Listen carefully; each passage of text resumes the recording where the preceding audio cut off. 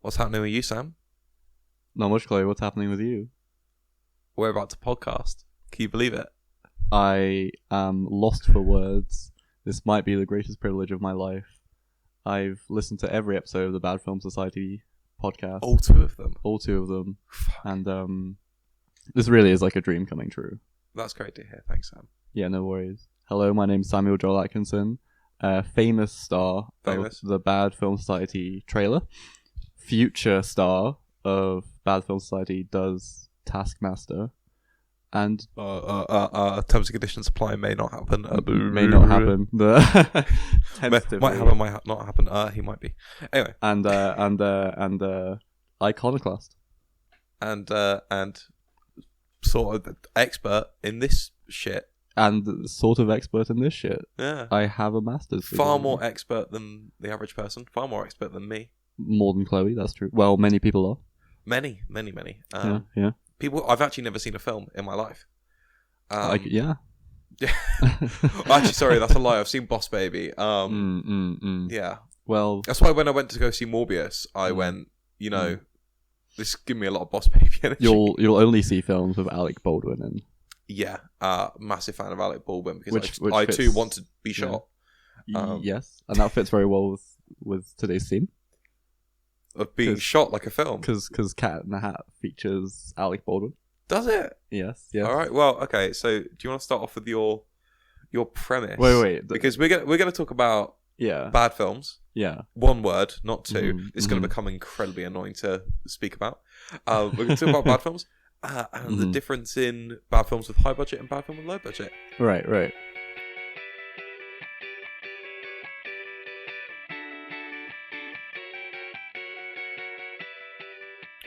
Okay, so this is the Samuel Atkinson contextualization hour.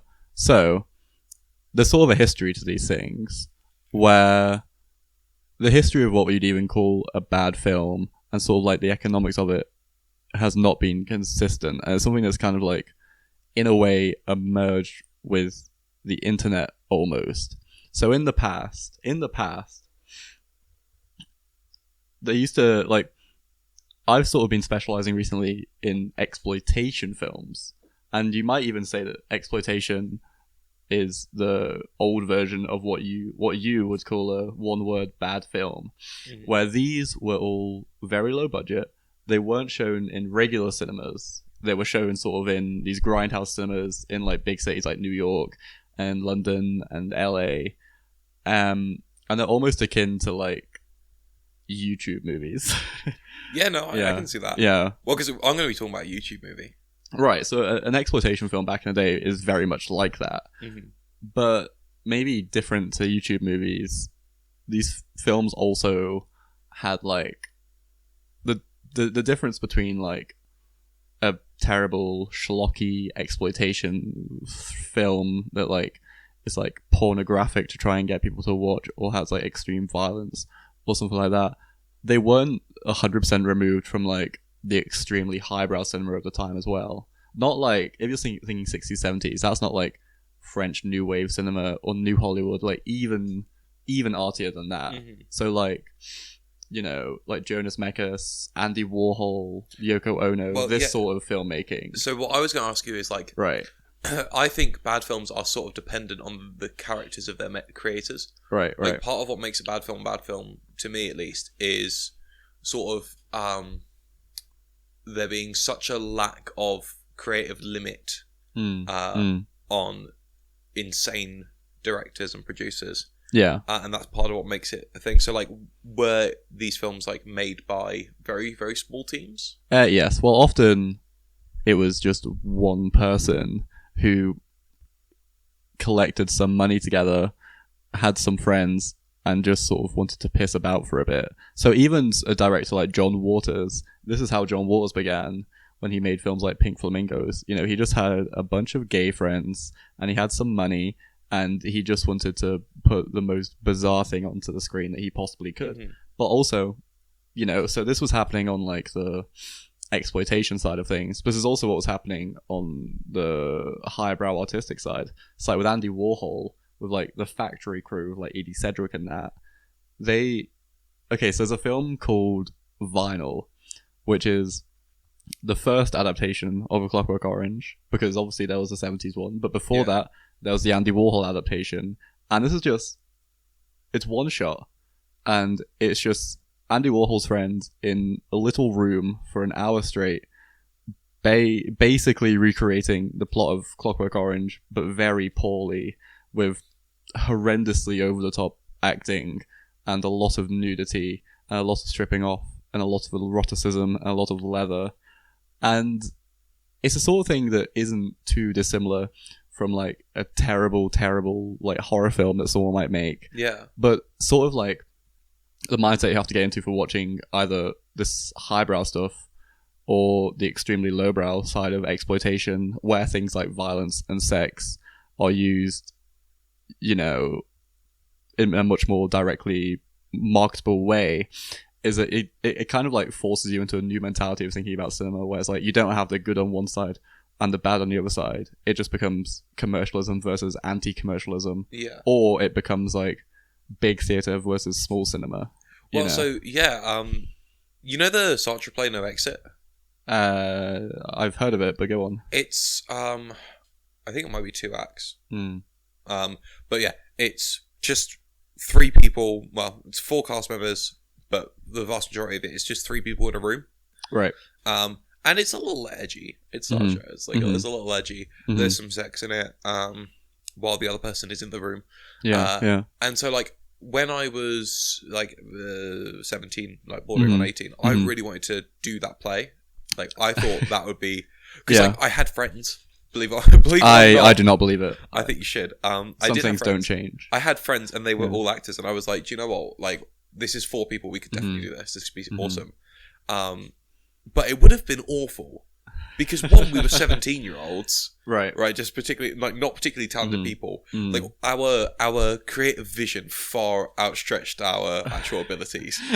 So this would have ended up awful, and I think that's part of what makes a bad film so interesting to watch. But would it have been awful though? Because there would have been so much truth in it. You know, like it would have reflected who you were as people. It would have reflected the friendship between you, and also it being shot in a sort of shoddy way is actually probably what would have given it its charm. Like, you'd be embarrassed by maybe seeing it now, but in another 5 years, you'd come to love it.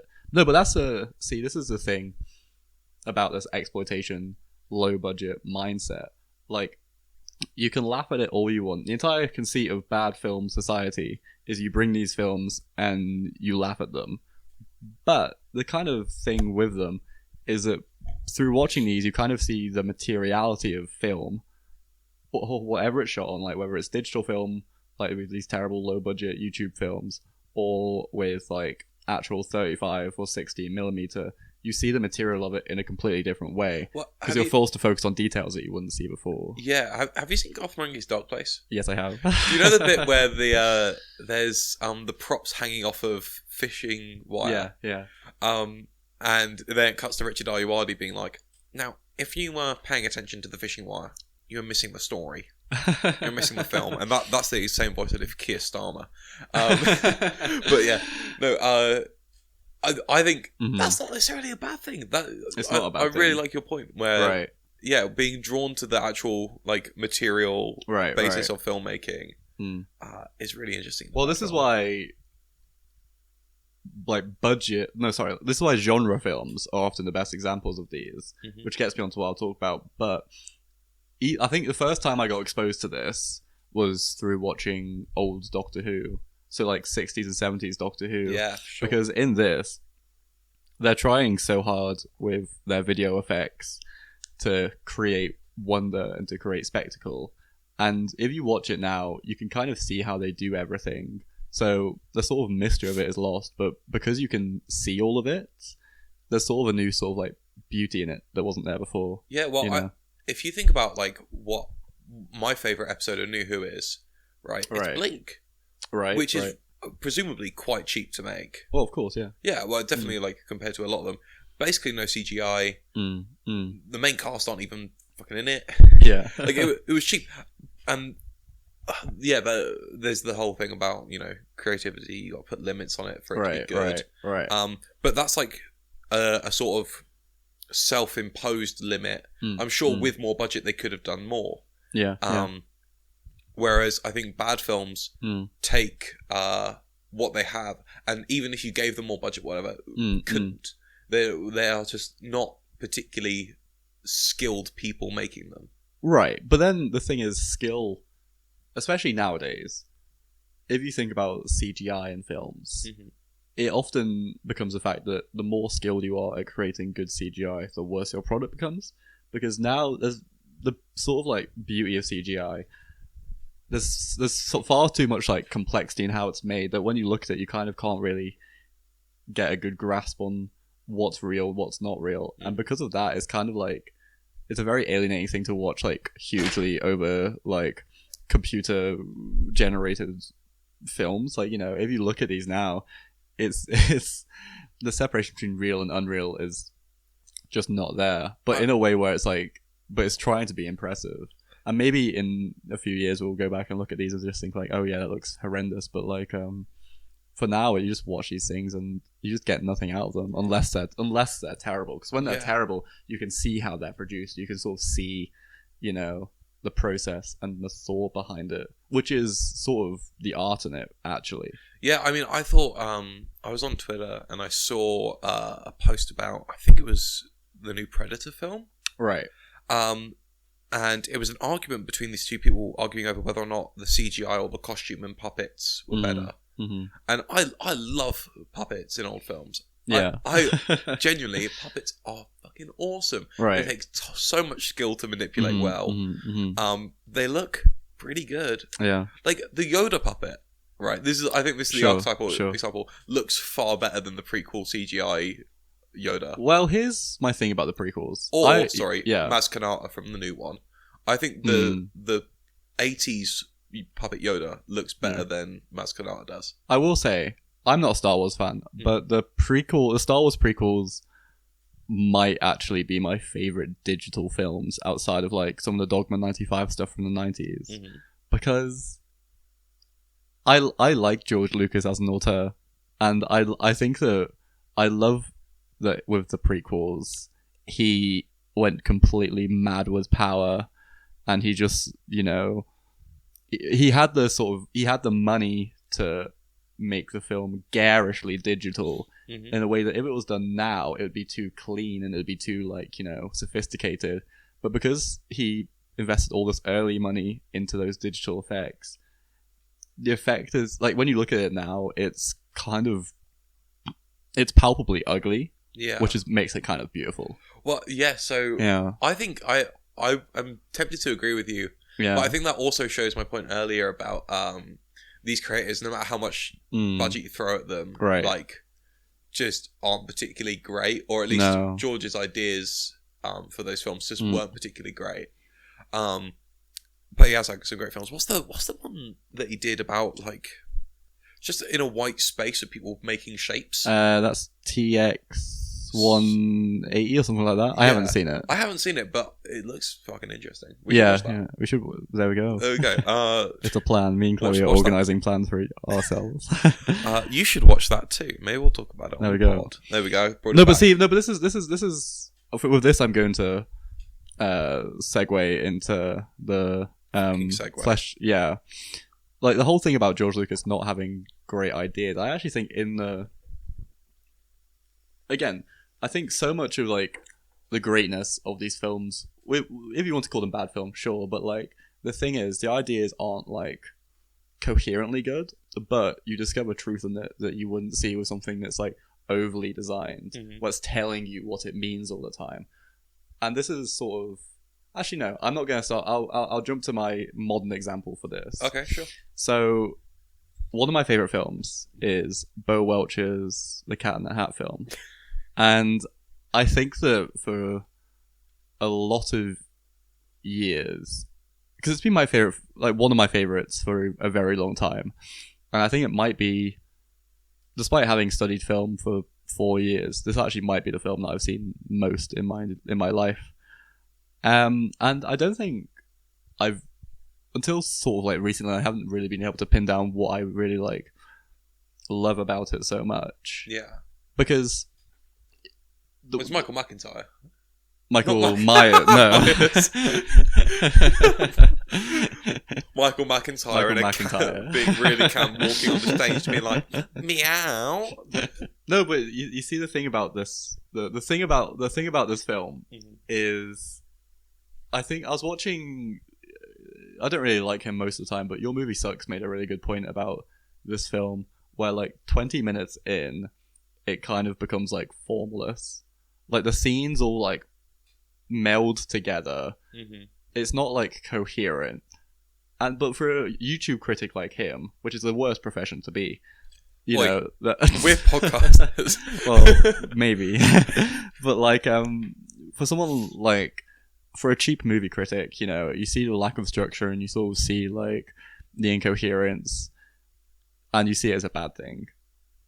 But this is, I think that The Cat in the Hat, to get all the Zek on your ass, I think it's a very dialectical film. Because look.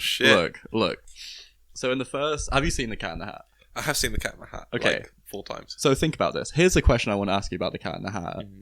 So what functionally makes The Cat in the Hat different from the little boy Conrad? Because Conrad's whole thing is okay, so this is how the film frames it itself. Conrad is too over the top and wild, and he can't keep his inhibitions in control. He's pure id. Yeah. But the little girl, whose name I cannot remember, who's played by Dakota Fanning, she's like too buckish, and she's too, you know, put together, and she is too sort of like, you know, she sticks to the rules. And how there's meant to be a synthesis between this. If you go by the film's like stated logic, it's like those are the two extremes. Her neurosis is obeying to the superego far too much. See, but you're not wrong. You say that with a smile, but that's correct. Sometimes you do have to acknowledge that we are talking about The Cat in the Hat, but no. There is value in all cultural products. Stay with me here. Staying with you. So, but what makes Conrad functionally different from The Cat in the Hat? Not much, because The Cat in the Hat creates the mother of all messes. He's not different from Conrad, despite what he says. But The Cat in the Hat faces no consequence. No. But well, this is the thing about it. This is where the goodness in it comes in, because whilst the film posits itself as being like the book, where it's like there are these two very like it's a very dialectical situation, and then there's a synthesis, and that's the beauty of it. That's not what the film does, despite saying that is what it does. Mm-hmm. The film, and stay with me here, is a perfect metaphor for when it came out. Because 2003, obviously, 2 years after 9/11, and Thing 1 and Thing 2. Thing 1 and Thing 2. And Cat in the Hat is the Pentagon. No, but stick with me, because... So, if you think of the dialectical sort of like difference between Conrad and Dakota Fanning's character at the beginning, this is like pre 9/11 America. You're like, you know, riding out its own farts, like being fairly content with itself, creating little games for itself where it's like, he's too much like this, she's too much like this, but like it's a perfectly like unified family suburban bond that they have. The Cat in the Hat comes into this situation, and it sort of becomes like the film becomes formless, and it becomes mad, and it becomes difficult to get a hold on right until the end when he leaves again. Yeah. And everything is sort of like resorted to how it was before, and you are sort of told that these two characters who are like, you're told as a synthesis of these two characters that they become very similar, but in reality, you know, they haven't been through a lot themselves. Like, again, one of the criticisms people say about this film is like, oh, the actual arcs or whatever aren't really like, you know, they're not substantial. Yeah. It's just at one point Conrad says something like, oh, he's always creating messes and doesn't take blah blah blah blah blah. And what a moment. What a moment. But you could say that the film is broadly metaphoric for the Baudrillardian consumption of 9/11 by America and the ensuing Iraq war that followed afterwards. But the psychology of America during that, where, again, this mad, formless event happened, that being 9/11. Yeah. And, you know, for a short while, it became like the moment of like the first lockdown where, you know, you enter sort of like a new transient way of living. But then, even though for the Americans, you know, they have a new way of thinking and they have like a new whatever that comes out of it, and they feel content with themselves after they've invaded Iraq, which was the same year as the film came out. You know, it's like I'm gonna say a sentence now, and I don't want to hear you laugh. Right? The Cat in the Hat is the base Nanny McPhee. Have you seen Nanny McPhee? I've seen trailers for Nanny McPhee. Okay, the premise of Nanny McPhee is that you have these unruly kids. This very, very harsh nanny comes in to fix the kids, right? And at the end, she's about to go, and the kids don't want her to leave because they've learnt from her. She's actually very sweet in her strictness, whatever. She hasn't changed, but the way the kids view her has. Right. And I think that is horrible. the idea that what unruly kids need is to actually learn to love authority. They need a whack on the head. Yeah, they need a whack on the head. And that's what's going to fix the kids is if they learn that authority is good actually, and that they should want it. Right. Cat in the Hat is completely opposite. Exactly. You learn from the chaos, not from the authority. Well, precisely. And this is sort of like, if we're thinking of Cat in the Hat as being kind of like Baudrillardian or like a simulacra, there's even like, I think, you know what? Some of the best moments in that film is when like the reality of it breaks down and it becomes metatextual. So like, the bit where there's the two cats and they're hosting the cooking show and one of them's British and he comes out with outlandish violence that you don't expect in a kid's film, where he's saying, "I'll get you and I'll make it look like a bloody accident," and he chops his own tail off, and the cat is watching in the audience as well. I forgot how fucking strange this film is. It's like a Bunel film. Yeah. It's like the Screech Arm with a bourgeoisie. Like, you know, it's like that is us watching the film, you know? Yeah. Well, so that is like, that's really creative actually. Like that is like, you know how Aladdin, right, riffs on pop culture constantly, right? Because that's what Robbie Williams was fantastic at. It's doing much the same thing. Sure. I think that's pretty cool. But then here's the thing, like, even if you think of Shrek, like I've done a U-turn on Shrek. I don't really like it as a film anymore because I'm going to be real with you. I was never a massive fan, even as a kid. No, because here's the thing: what is Shrek about? It is just the pure riffing on pop culture, right, and nothing else, right. It's DreamWorks just being like, look at these things, aren't they weird? Precisely. Isn't that strange? Precisely, like recognize this. Exactly, like, you know, it's your mate who can only make jokes via memes, and can't come up with a joke. Yeah, I think the thing that kind of makes Shrek compelling for some people is, again, Mike Myers, because Mike Myers, I think, is a genuine genius. I really think he is. I think he's very comically gifted. I'm not sure if I would go into genius territory, but I think he is, because I'll come with you. Look, because even though Shrek may not be a great movie, the thing that is great about that is his accent, and the thing that's great about that is his impression. Because his impressions, they don't sound like what they're meant to sound like. He doesn't sound Scottish, and in The Cat in the Hat, he's sort of doing like, it's almost slightly anti-Semitic, the accent he's doing. But he, you know, it's not, none of his accents are convincing, or even when he does like British accents in Austin Powers, he's not convincing as them, but he kind of creates something that's like, it gets the essence of them in a way that many people do not. Well, I think, you know, like my Keir Starmer voice, it doesn't really sound like Keir Starmer, but you get the vibe of like, I'm incredibly boring and have nothing to say. Sure. Well, there we go, exactly. And this is, I think that Mike Myers as the Cat in the Hat, he carries it. Like, he carries it more than most people have ever carried any film. I couldn't imagine basically anyone else playing the Cat in the Hat. No. Like, he did a fantastic job. Right. And it's, that entire film, I mean, operates around him. Oh, absolutely. And and his sense of improvisation, which is actually fantastic. I don't know how much of that film is improv. Well, I know a fair bit of Shrek was, which is strange for an animated film, because generally you really yeah. don't want improv in animation. Well, depending on how they record it, you know. True. But I think quite a lot of it is. But the thing is, apparently Mike Myers actually didn't really enjoy doing The Cat in the Hat. And I think it was just a contractual obligation for him for whatever reason. So it's not a film that he enjoyed doing, but it's crazy because so much of his best material comes out of it. Yeah. Which is crazy. See, so this is going to lead on to what I want to say, but I think The Cat in the Hat is a bad film because of the audience that watches it, right? Right. Yeah, sure. Yeah, because especially with kids' films, right? If it's a non-child audience watching it, they're almost always watching it because it's culturally considered a bad film.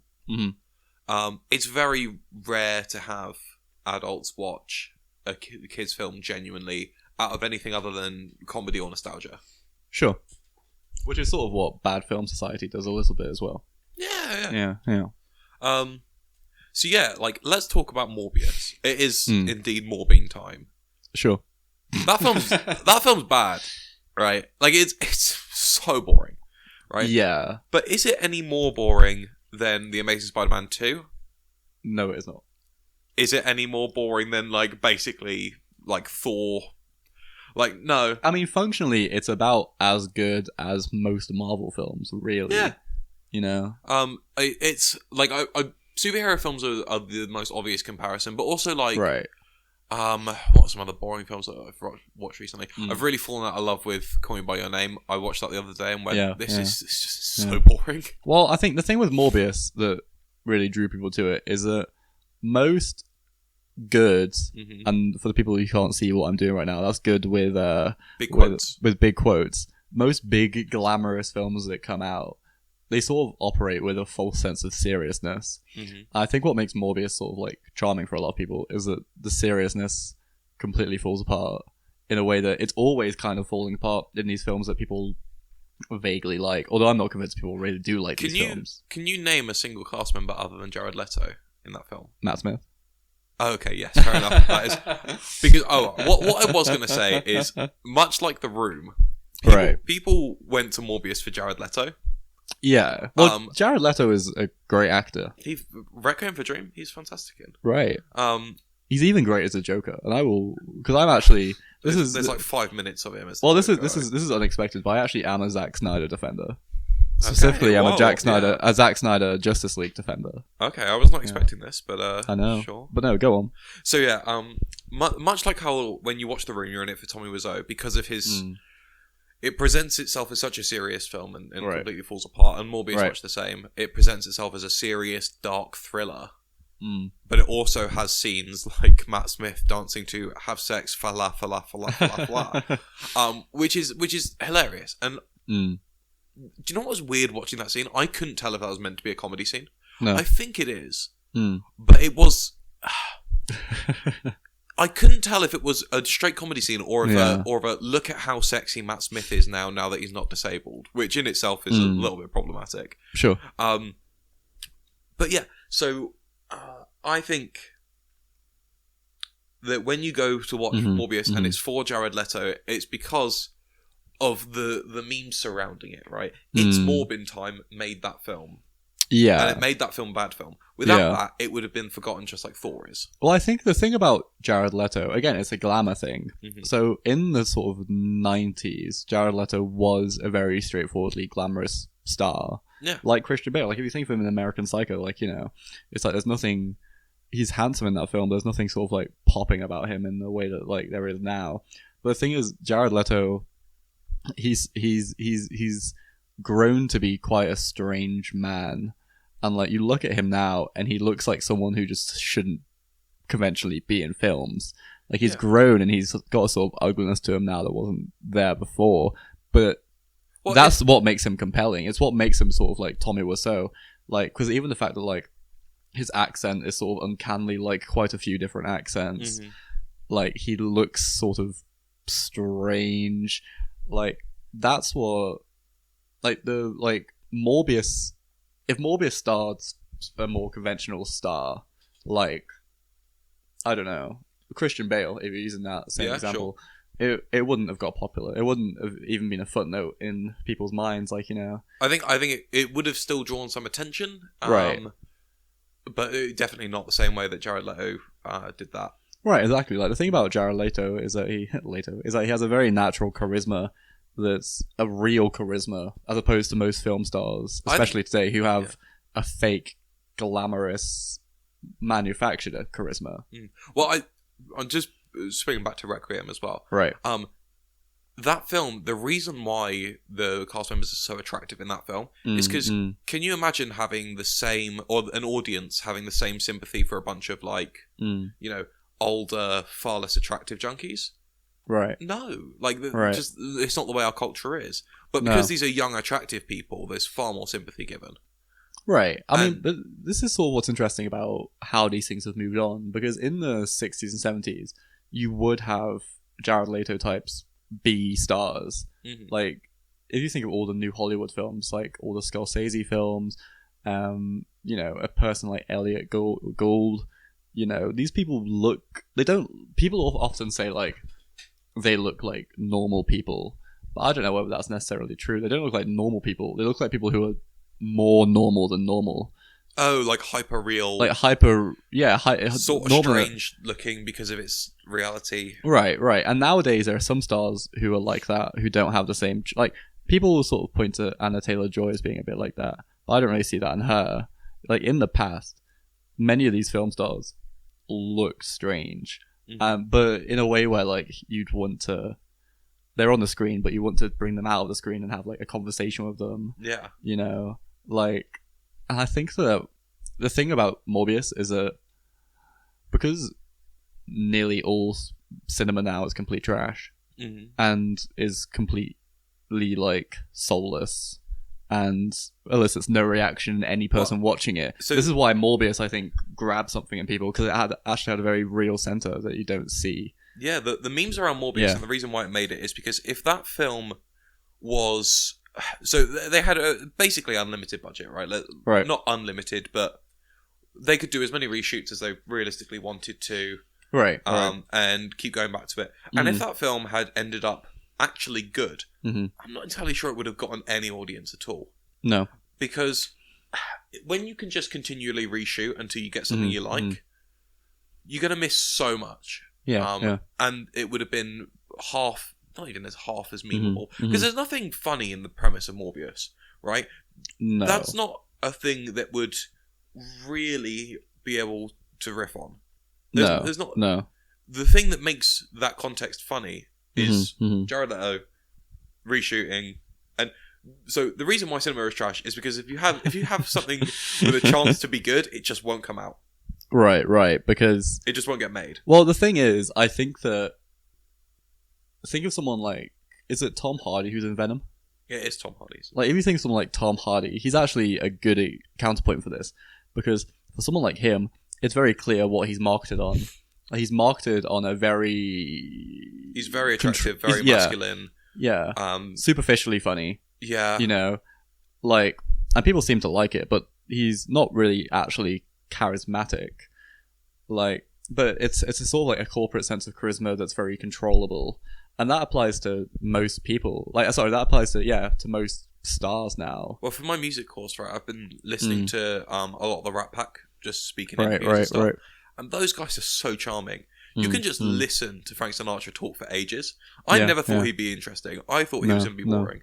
Well, in the past, I mean, I don't know what it is. Maybe people, I don't know what's really materially changed that make stars of the past so elusive like that.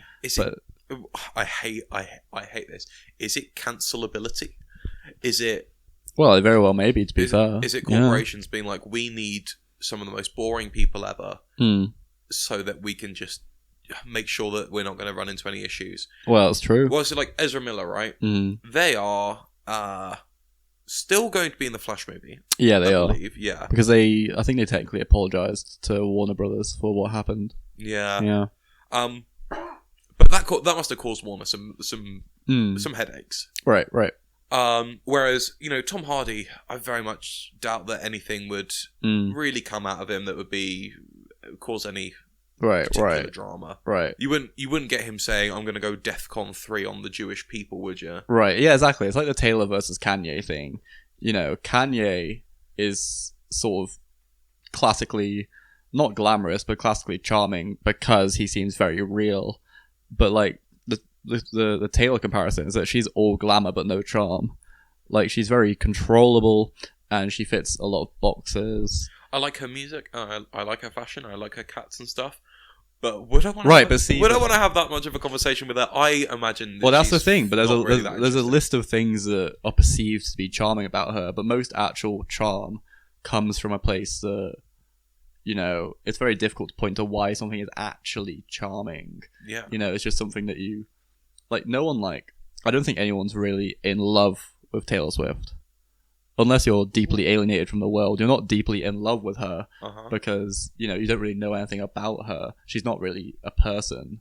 But for so many actual stars, like in the past, you know, you completely fall in love with them because you see something in them that you don't really see in anyone else. Mm-hmm. You know?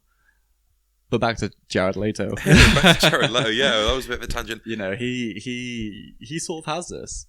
You know, he just... And this is sort of why... I mean, his version of the Joker, I actually like more than Heath Ledger's. I think the "Let's make the Joker a SoundCloud rapper" is a fantastic choice. Right. Who is it who's going, bro? We live in a society right now. Yeah. It's fucking white guys doing SoundCloud rap. Yeah. That is a perfect decision to make. Yeah. But Heath Ledger was like, his Joker was also fantastic for the time, because he was the type of guy who was saying we live in a society back when those. But Heath Ledger's Joker is too pretty. Like, the thing with Jared Leto's Joker is that if you saw him in a back alleyway, you'd want to run away from him. Yeah, like, he seems genuinely quite dangerous. Has a bit of a weird sex appeal to him. Like, right. Oh yeah, like that's a little bit hot. And there's some modern actors who sort of fall between this gap that I don't really know. Like, Joaquin Phoenix, I don't know how I feel about him. Because Joaquin Phoenix, I think they're trying to sell Joaquin Phoenix to people like us, who like films of the 70s, and like people like Elliot Gould, and like that sort of charm. But with Joaquin Phoenix, it all still feels a little bit superficial. Mm-hmm. But I think that a person who actually does get this down, I think, is Robert Pattinson. Oh, yes. Because Robert Pattinson... I do have to agree. And people do actually like Robert Pattinson, I think. But, like, again, he's a weird guy. His thing about just lying in interviews, what a fantastic bit of charm. Right. I love when you have a conversation with someone and you have no idea if the stories they're telling are true. Yeah. Because it's still a good story. Yeah. Part of it, I don't have to care whether or not I believe it. Right, and Robert Pattinson is a sort of guy where, even though he's got this famous now, he always seems like he's slightly uncomfortable in interviews, and he doesn't want to really be there, which gives him his charm, because people who are too ingrained into the system and are too ingrained into it, there's no way you ever feel like you're interacting in a way that isn't marketing. I remember seeing a thing with Joaquin Phoenix thinking, this sort of anxiety that he's portraying in this interview feels sort of fake. Constructed, yeah. Like, I get this with a lot of celebrities who sort of feign it being uncomfortable in certain situations where I'm like, you're a celebrity, this is kind of what you do. This is what you do, it's manufactured. I can't imagine you being actually this upset about something. Right. Because you've signed up for this. Right. And so, yeah, like when I saw Joaquin Phoenix giving this talk and like being very quiet and avoiding eye contact, I don't know the inner soul of Joaquin Phoenix, but to me it appeared sort of manufactured. Right. I mean, I think the one thing that I did find quite charming from him was during his Oscar acceptance speech, where he just went full vegan mode. Yeah, that was cool. In a way that genuinely made people uncomfortable. Yeah. You know, that was brilliant. It was, you know, you compare that to Anne Hathaway and her speech of like, wow, I can't believe how far I've come and whatever. Right. Like, using that space to actually say something that you believe in. Sure, or just to show genuine emotion. Like, you know, this is why Olivia Colman's speech was excellent, because like Olivia Colman is someone who just, like, the charm of someone like Olivia Colman is that she shouldn't have won an Oscar. You know, I mean, as in, like, you know, obviously she deserved it and everything, but like, the system as it is, she shouldn't have won. No one thought that she was going to. She was a British person who started in, like, you know, not particularly well-regarded comedies in terms of, like, glamour. Like, she started stuff like Peep Show. And then I was like, gonna say, Peep Show is not glamorous. Can you imagine David Mitchell getting an Oscar? right, exactly. Just and never. and she's not a glamorous person. No.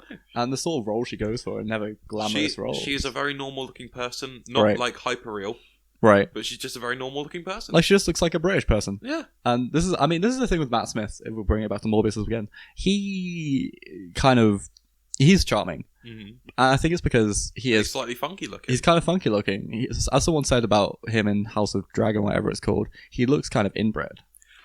This is the thing. Like when he gets treated as a sex symbol, I don't think that's to do with his looks. I think that's his charm, and it's good. Right, it's nice to have a charming celebrity, right? Mm-hmm.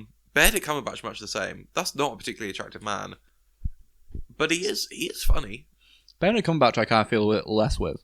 Mm-hmm. You know, I think like for him, there's too much like masculinity in play. You know, I think the thing I like about Matt Smith is he's extremely feminine. Yeah, he was a great Doctor Who because of that. You know, and I like how he's not. Maybe this is what I was sort of not liking with the Joaquin Phoenix thing. The like tortured genius vibe of like, because alright, you look at Kurt Cobain, right, in interviews. Yeah. What a funny, charming, attractive man. Right. And you know he was depressed as all fuck. Right. Yeah. But he doesn't go in interviews seeming all that depressed or whatever, because that's not what people are like. No. When I saw the Joaquin Phoenix thing, I was like, oh my god, you are trying to play the tortured genius character. And I know because I've been there and I tried to play it and it's not. Yeah. It doesn't work. It's not charming. No. The thing about Kurt Cobain, God rest his soul, is that, you know, he was always so funny in interviews and he was always having a go at someone and he was always like, I mean, Amy Winehouse as well. Mm-hmm. You know, it's like these people who have such genuinely terrible troubles are often quite fun, but again, they're always having a punch at something. Yeah. See, I love Simon Amstel. The same. Anyway, I feel like we've got slightly off track. Yeah. But, so what should we move to? What was your other film that you? So the other film I want to talk about was 2025: The World Controlled by a Virus. Right. Which is a conservative, like a hyper conservative Christian German film. About, you know, not enjoying COVID restrictions. Yeah. I think this is screened about Film Society. I think I saw this. Yeah. Yeah. So this film is technically very bad. Dialogue is sometimes inaudible. Just shot very poorly. There's a lot of things in tunnels. Right. Tunnels are kind of hard to film because you get a massive washed out source of light and then nothing on the inside. Yeah. It's just not great set location. No. So technically very bad. Definitely a bad film. Two words. Sure. What makes it a bad film is that it is funny on its own. No memes required. No context required. Even if you didn't, when the kids of our kids, grandkids they're called, aren't they? Of our children. Of our children, yeah, me and you, Sam. Yeah. Our terribly inbred children. Yeah. Isle of Man and the Southeast, you don't get much more inbred than that. The worst combination. Yeah. Like Hitler and Goebbels. Anyway, Hitler and Goebbels love child. That feels like that could have been in Inglourious Bastards, couldn't it? It could have been, yeah. Yeah, Hitler's scientific team working on impregnating Goebbels. Yeah. Anyway, this actually relates to the other film I was going to talk about, but go on with 2025 Controlled by a Virus. When those kids watch that film, even if they don't have that much history about the coronavirus pandemic, they're gonna find that shit hilarious. Yeah, because it's just so. I don't quite know how to describe how watching these people just overreact. Right. To a historical event that they will know something about. Right. But just completely go insane with the speculative fiction. Right. Well, the thing that makes it... Cause I remember seeing this, and I think like the thing that I actually really enjoy about it is I think that when films... Or not just films, when anything comes with a highly religious background to it, it's often much better. You know, like... You know... Christianity is a crazy bullshit religion, but people who are Christians have very real anxieties that are very pointable to. Yeah. And in that film, even though so much of it is ridiculous and, you know, bad filmy, like you look at it and you can sort of you can imagine what a conversation with the people making it is like, and it sort of reflects like actual material concerns that people have.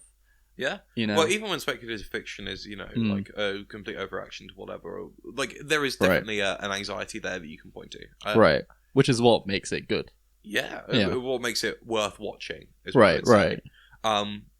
Yeah, because I'm sure that there are thousands of other films by conservatives about like, oh no, what about XY? Whatever thing that they're angry about this week. But not all of them will have the same readily readily accessible anxiety for you to read into and go, that's worth watching. Yeah. Like The Room.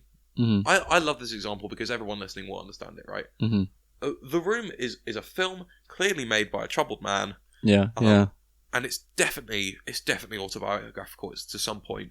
You can read into so much of Tommy Wiseau's personality just from watching that. You know he's the kind of person who causes X a psycho. Right. And we're getting the same thing from like, if The Room did not have that like deep personal emotion from Tommy, who's just completely failing in that vision. Yeah. Well, that's the thing about The Room. The Room has a deeply masculine anxiety to it. Like everything that happens in that film it reflects sort of facets of masculinity that you wouldn't talk about otherwise. Like, very deep, uncomfortable anxieties that most men actually have, but they would like to parade and pretend that they don't. But it's also coded in ridiculousness, not just through him himself, who's obviously a ridiculous person, but like a truly brilliant person in terms of how he presents himself. Yeah. The even the way in which it comes out in the plot, like the things with Danny, like wanting to always bring himself into Tommy and Lisa's like, sexual, like it's a fear of cuckoldry, but it's a fear of cuckoldry that presents itself in such a strange, different way. The reason it's so accessible in that film is because I think it's the opening scene is someone explaining to Johnny how much they love him and that he's her favorite customer. Everyone loves this man. So the typical masculine anxieties around being liked, about having a girlfriend, whatever, you can ignore those. We know that Johnny is loved. Right. So every other anxiety becomes far more, readable, because we already know, okay, we don't need to occupy brain space on these concerns of his. Right. We can focus on the masculine worries here. Well, there you go. Again, like what I was saying about the Cat in the Hat, it's dialectical because it begins with a clear outlining of like, here it is. This is what we're talking about. This is our terrain. Yeah. And then, it just skews off into a different direction that still reflects what it was originally about, but it gives you food for thought. It's like the highbrow example of something doing this is Lynch's Blue Velvet. Like, what you always need to be looking out for a really good bad film is, have you seen Blue Velvet? I haven't. Well, there's a moment in that where like it starts off kind of similar to The Cat in the Hat, where it's like a leafy, beautiful American suburb, like with a white fence and whatever. But then out of nowhere, after this is, we find out who this person is, whatever, the young boy finds a severed ear in a field somewhere, and then the camera sort of like goes into the ear and like tunnels through it, and through that ear then the story begins, and you see like the seedy underbelly within the American suburbia. Well, so I think part of what made 2025 so interesting is that it's kind of like an urban horror film, right? Sure. Which you don't get loads of times. Normally, like the most popular horror films are set or suburban or rural. Yeah. Right? Because that's normally when there's less people around, it's less scary. So the urbanites' fears are fear of government, police, whatever. Yeah. And it's great to see a conservative film actually be very critical of police. Yeah. That's a confused moment in it. Yeah. Where the film is calling for an authority, but not the authority that currently exists. Right, and this is the thing where like an easier way of approaching a film would just to be look at it, like point at something like that and be like, oh, you idiots, like, you don't even know what you think, blah, blah, blah. But it's those contradictions that point to truth. The fact that someone could hold to both those beliefs at the same time and have them form a coherent worldview that's so sort of separate to your own is where the actual the beauty of it comes in, because the thing is, it's not the actual, most good bad films, with good being a separate word to bad films. Yeah. The first 5 or 10 minutes often aren't the good bits. It always takes a bit of time before you sort of like, it's a dialectical thing. Like, it takes a bit of time before you realise what we're talking about, who we are, where we are. "Hi Johnny, you're my hero customer" is not a funny line outside of the context of knowing that Johnny is an awful person. Right, exactly. You need to watch that film, and you need memes. Like, memes are not just in the joke sense, but as in like a common cultural understanding of this film to get why that's funny. Right, like, this is why, like, the other day, me and my flatmates were watching the film Margaret, and that's all very similar, because it starts off and it seems like a normal, quite bad drama about teenagers and their melodramatic lives. But then 10 minutes in, an old woman gets hit by a bus, and it all sort of like, it shifts and it turns right. And like, most great films often have very boring introductions.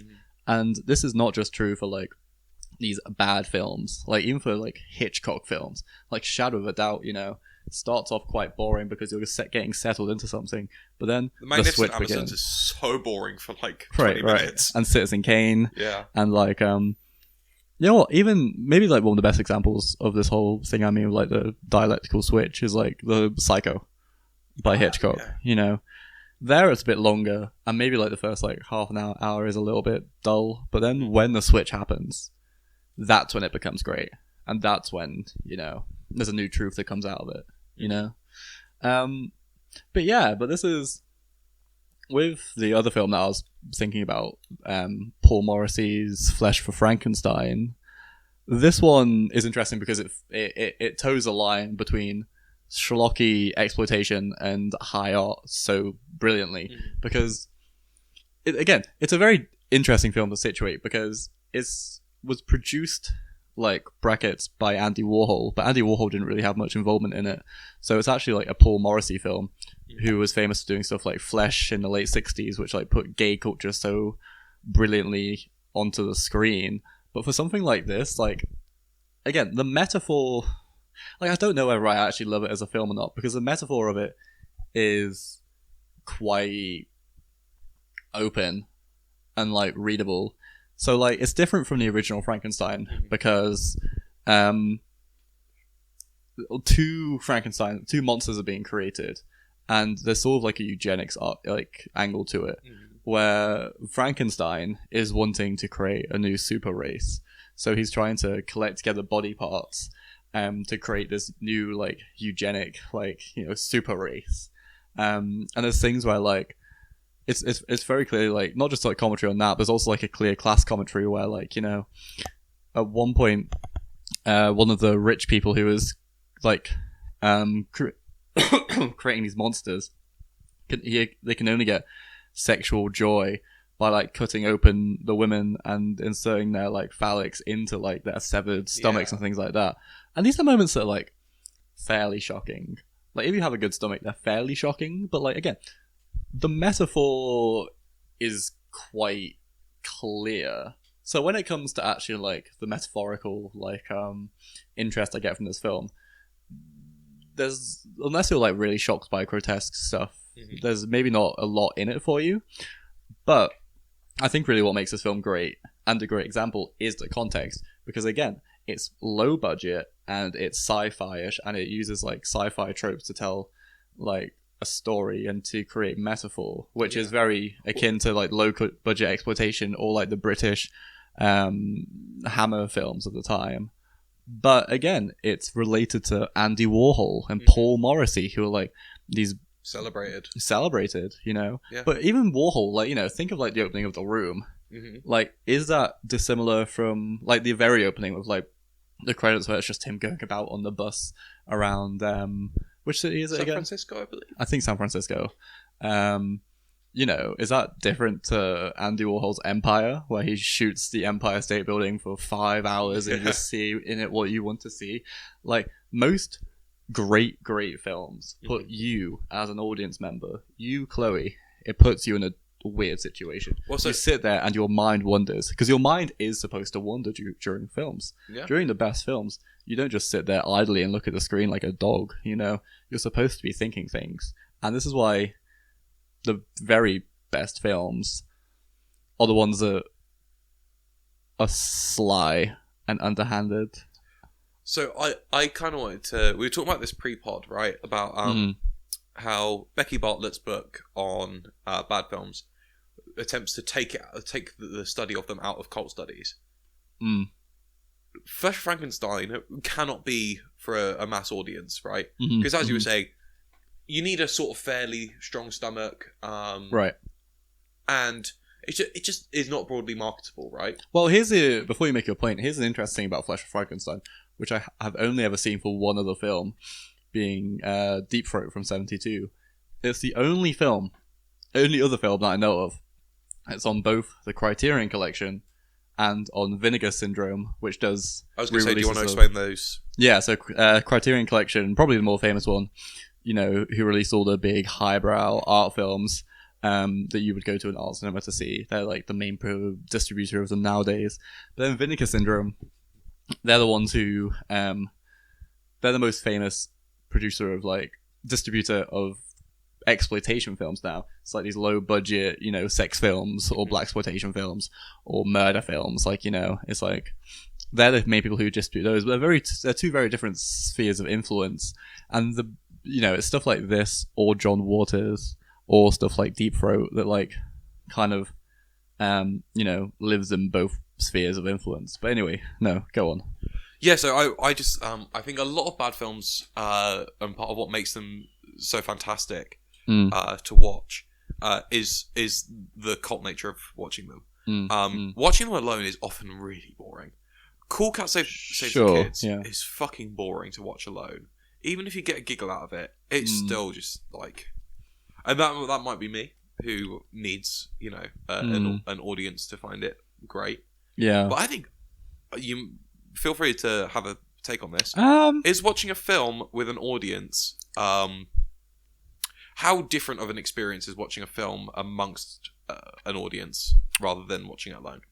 Well, I've got two different responses there. So firstly, I want to talk about Cool Cat for a little bit because, see, despite finding Derek Savage a very interesting person, I actually don't get a lot of Cool Cat Saves the Kids. Like, there's the obvious funny bits, but I think what I most... Well, you compare it to Cat in the Hat? It's rubbish. Rubbish. Like, the thing that I like most about Derek Savage is like his deep Christian anxiety. I wish that Cool Cat Saves the Kids was more of a Christian film. Like, if you know what I mean. Like, I wish there was more Christian anxiety in it. Most of it kind of falls flat on that front. But when it comes to the audience thing, I think that for bad films, there's a very certain mode of watching, which actually now, even though I've enjoyed going to Bad Film Society, the sort of like act of watching films for the explicit purpose of laughing at them for bad quality is not something I get much out of really anymore to an extent. Because like, again, when watching... this might be why we have really low retention rate. Interesting. It's because it's very fun for a year or two. And then dwindles off once you've sort of gotten everything you can out of it. Right. When you've had that experience so many times. Because a lot of these bad films, the act of watching a bad film, it sort of doesn't really matter which one you're watching. The experience is much the same. Because you're not watching the film for the film, you're watching it for its mistakes. And the mistakes are quite often all the same. Like, there's a sort of superficial narcissism to it, really. Because, like, you know... the amount... Okay. Bad film, I'm about to have a go at you. The amount of suits, and I'm counting myself here, the amount of suits in bad film really speaks to what we're doing, right? Like, I count myself as a suit because my favourite film and the film I've watched most is Submarine, the Richard Ayoade film, right? I love that film to death, but that is the most, like, surface level indie film you can imagine. And, yeah, I think a lot of bad film falls into that category of, like, oh, I'm very intelligent. Look at me laughing at this film. Right. I am very smart. Yeah, basically. Yeah, I mean, because my peak years for liking bad films in that sense was when I was like 16 or 17. I remember when I was like living on the Isle of Man, I used to have like me and my friends would have screenings of things like Cool Cat Saves the Kids and The Room, and like how we'd usually do it is like we'd go off like films that the Nostalgia Critic would go off, because for me, you know, the Nostalgia Critic, this sounds like a goofy thing to say, but the Nostalgia Critic really is like a significant figure in my film watching history. No, very much so. It's definitely a generational thing. Yeah. Like, I'm trying to think. You know, I Hate Everything, the Your Movie Sucks basically knockoff. Yeah. He is the guy who would have been like people my age's equivalent of Nostalgia Critic. See, I used except to, he's less funny, which is saying something because I don't find Doug Walker that funny. No, but this is the thing about Doug Walker. Like, is Doug Walker funny in the same way that Tommy Wiseau is funny? Yes. Yeah. No, he really is. Like, again, the thing about I Hate Everything and Your Movie Sucks and Ralph the Movie Maker and all these people is like they have the narcissism of like thinking they're better than the films that they watch, and this kind of comes through their more serious content. So like when Your Movie Sucks reviews like Synecdoche, New York or stuff like that, like, you know, that's when the narcissism comes out, and that's when the I like this film because I understand it in a way that you don't, so I have to make a 2-hour whatever to sort of articulate this. And the thing about it is, like, with Doug Walker, he's fully committed to the bit. You know, like, he, even now, after 10 years or whatever, he still starts every video with a "Hello, I'm the Nostalgia Critic." And he understands entirely what he's doing. Mm-hmm. And I think the thing with him is, like, he's not funny. Like, he's not funny. But he is charming. He's not a particularly intelligent guy, I think. No. And I think that's kind of required for being funny. Yeah, no, I mean, you know, it is. Like, he's a very base guy. Yeah. I think this is why, like... He's the Cat in the Hat. He's pureed. The reason why he yeah. made the Wall parody, right, is because... Which is very good. Sure. There is definitely stuff to read in there. Excellent. It's interesting as a case study. But it's a good watch. He is sort of unable or unwilling to interact with the Wall on its level, and I love that. I find that so fascinating to say, I'm not going to appeal to the narcissism of the Wall and how good it thinks it is. I'm going to approach this how I do it as just, let's not intellectualize these animations. Yeah. Which is interesting. I think it's not the way to enjoy the Wall, but it's definitely... Well, I don't enjoy the Wall, so which is maybe why I enjoy the Nostalgia Critic video so much. But like, yeah, that's the thing for Doug Walker. He can only be himself. He's like Russell Brand. He can only be himself, but himself is a very sideways person. Like, you know, Russell Brand, king of the suits. I know that you like him. I love Russell Brand. And Sam, I know that you're a little bit stressed for time. Yeah. So, is there anything that you'd like to say? I think we should have an RIP Filmhouse. I might when you go have a little talk about it myself. And its ramifications on bad films. But is there anything you'd like to say? On Filmhouse, I mean, for myself, for some context for the listeners, I was employed by Filmhouse earlier this week before they went bankrupt, or the charity went bankrupt. Into administration, I believe. Into administration, yeah. So it's been a very weird week for me, because I've just been trying to find my feet again. And, I mean, straightforwardly, I think it's dreadful for the culture, you know, for the Edinburgh culture. You know, I think it's sort of like an act of cultural terrorism, you know. I think that all this sort of like, this great sort of hub where people would go to see these great films, not just contemporary films, but so many old films as well, it's just vanished. And it's crazy because it wasn't a slow, painful death that people could see coming. Yeah. It was sudden, and it makes it seem like a lot of shady business going on there. And it's just deeply sad because, like, you know, for something of such cultural importance, you don't want it. It's horrible to think that it was run by sort of characters that were sort of so unbecoming. Well, so right, this places like Filmhouse should not have to be profitable. Right. No, of course. I very much oppose the idea that to have value it's got to be profitable.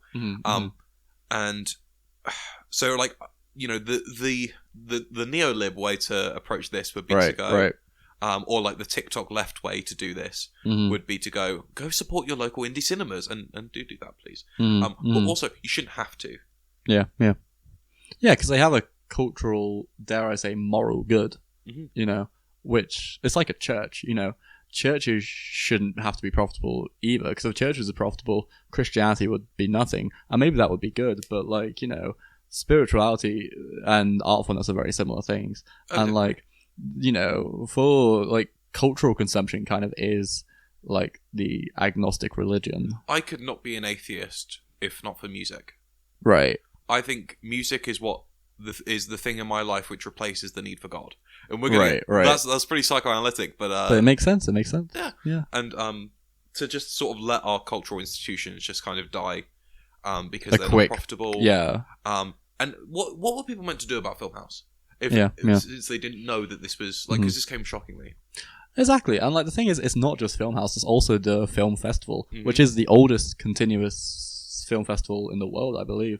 And it's especially sad for British cinema, because so much great British cinema in the past came out of it. Like the Edinburgh Film Festival, it's not like the London Film Festival where like all these studios just debut their new glamorous films. Or can. Well, you know, the thing about Edinburgh, specifically for Britain, is that it's always the sideways films that came out of Edinburgh. So like, it's people like Derek Jarman who would debut new films at the Edinburgh Film Festival. It's always films that are a little bit smaller, a little bit weirder, and with a little bit less popular charm, because the Edinburgh Film Festival kind of operates the same way as like the Edinburgh Fringe, where it's like, you know, give it a go, see what happens, maybe it'll flop, maybe it'll do slightly okay. Culture's not going to move forward if film students have to keep on going back to the 60s to get their sources. Right. And that's not to say that we should abandon the 60s.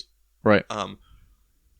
But like, what is it going to be for our grandkids when they go, oh, okay, I want to be a cultural critic, and I still have to critique stuff from the 70s in order to be seen as serious?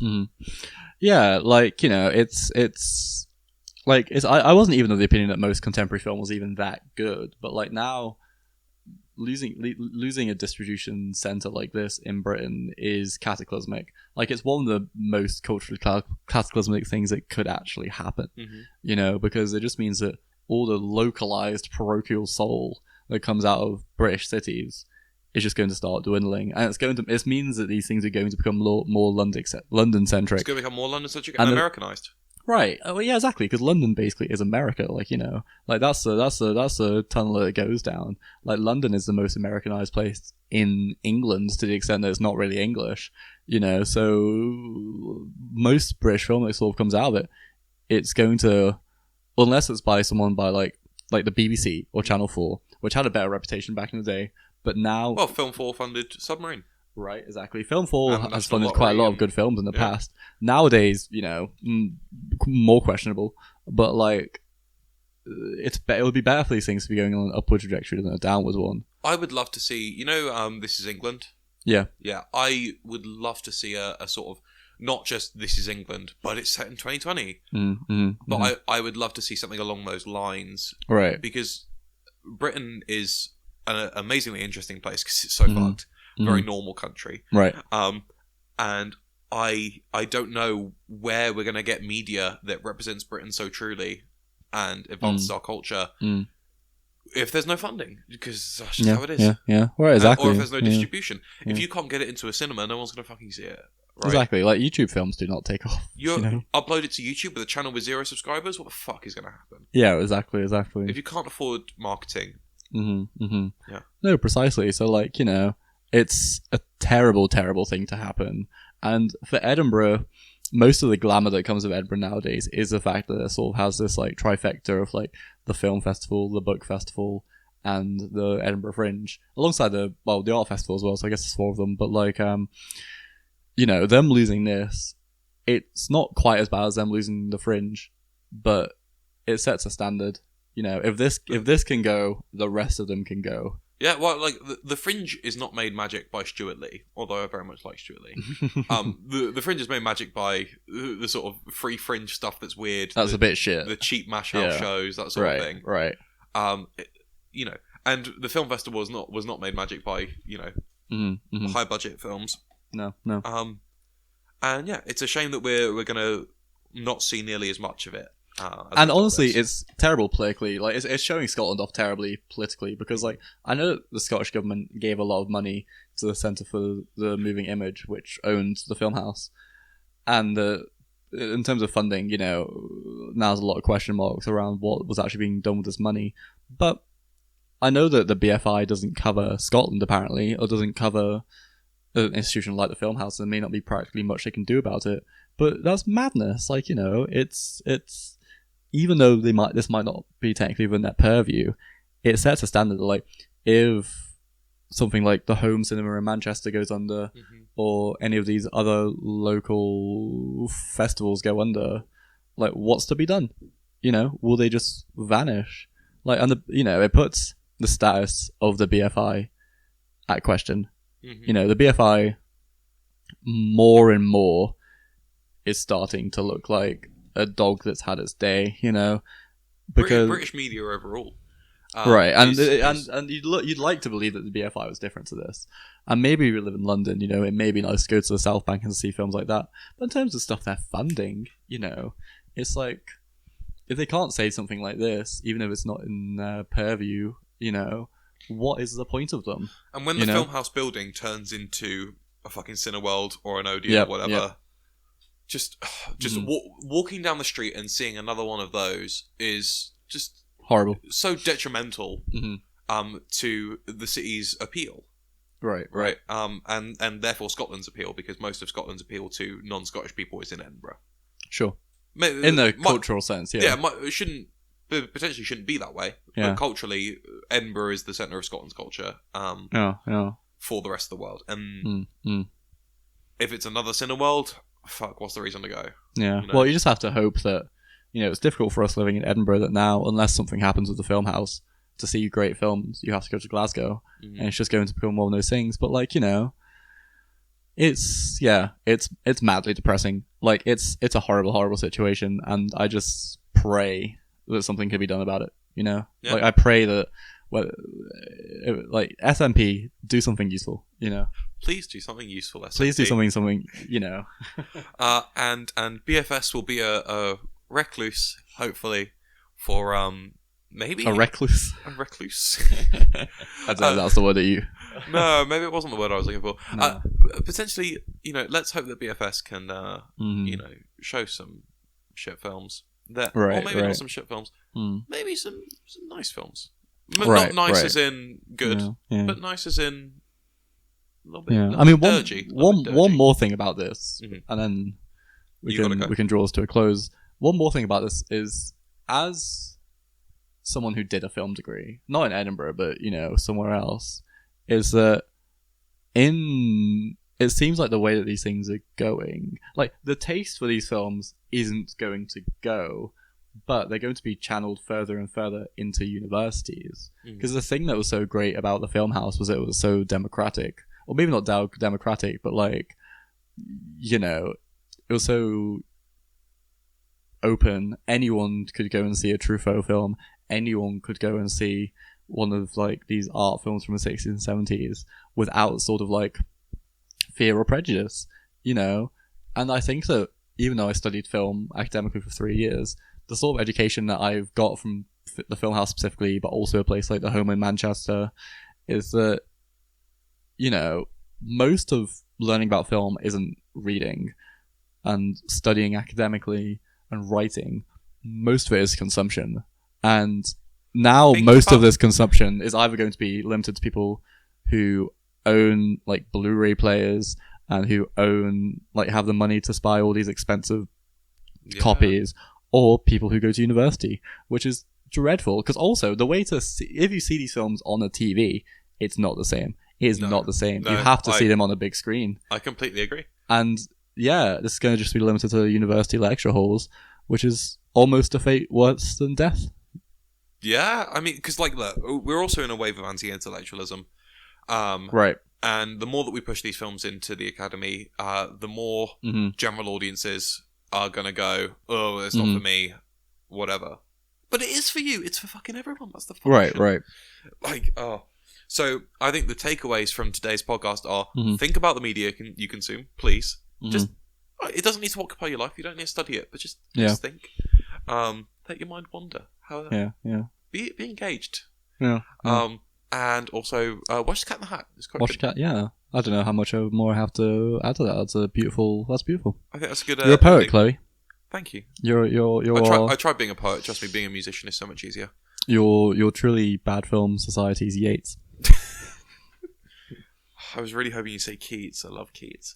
Well, there we go. Anyway, bye. Goodbye. Enjoy your sesh. Enjoy your sesh.